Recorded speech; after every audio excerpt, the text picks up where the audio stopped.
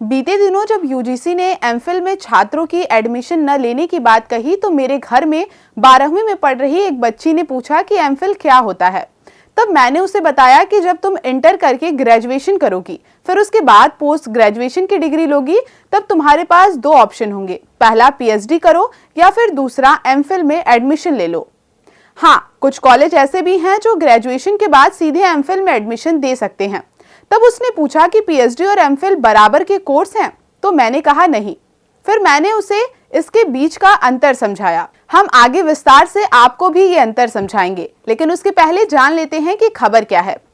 साल 2020 में राष्ट्रीय शैक्षिक नीति आने के बाद एमफिल पाठ्यक्रम बंद कर दिया गया। इसके बाद यूजीसी के संज्ञान में आया कि कुछ विश्वविद्यालय एमफिल कार्यक्रम के लिए नए आवेदन आमंत्रित कर रहे हैं।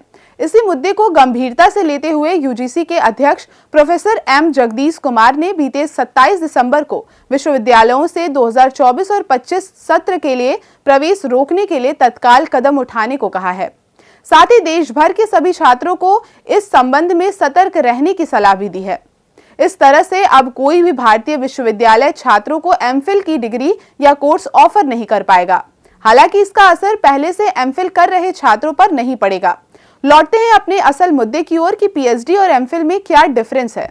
शुरुआत फुल फॉर्म से करते हैं। एमफिल का फुल फॉर्म है मास्टर ऑफ फिलॉसफी, जबकि पीएचडी को डॉक्टर ऑफ फिलॉसफी कहते हैं।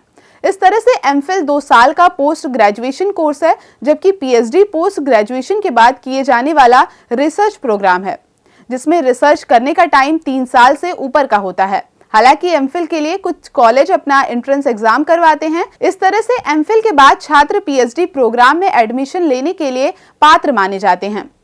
एकेडमिक वर्क की बात करें तो एमफिल में स्टूडेंट थ्योरी के साथ ही रिसर्च आधारित प्रैक्टिकल भी करते हैं। और सबसे खास बात कि इस कोर्स को रेगुलर या डिस्टेंस लर्निंग दोनों ही तरीकों से किया जा सकता है। इस तरह से एमफिल के स्टूडेंट रिसर्च वर्क के बेस को समझते हैं, सिद्धांतों को सीखते हैं। आसान भाषा में कहें तो छात्र अपना शोध करने के बजाय दूसरों के शोध की जांच करके ये सीखते हैं कि शोध कैसे किया जाता है। इस तरह से एमफिल में कई रिसर्च वर्क को एक साथ ही कंबाइन करके लिखा जाता है, जबकि पीएचडी जैसे रेगुलर प्रोग्राम में एक्सपेरिमेंट के साथ ही साथ व्यक्तिगत रिसर्च भी करना होता है, जिसके लिए काफी बारीकी से स्टडी करनी होती है। इसके बाद इसके परिणाम और प्रभाव को जस्टिफाई भी करना होता है। पीएचडी की थीसिस व्यक्तिगत ओरिजिनल रिसर्च के बाद ही लिखी जाती है, जिसके चलते थीसिस को गवर्नमेंट अपनी नीतियों में भी कंसिडर कर सकती है।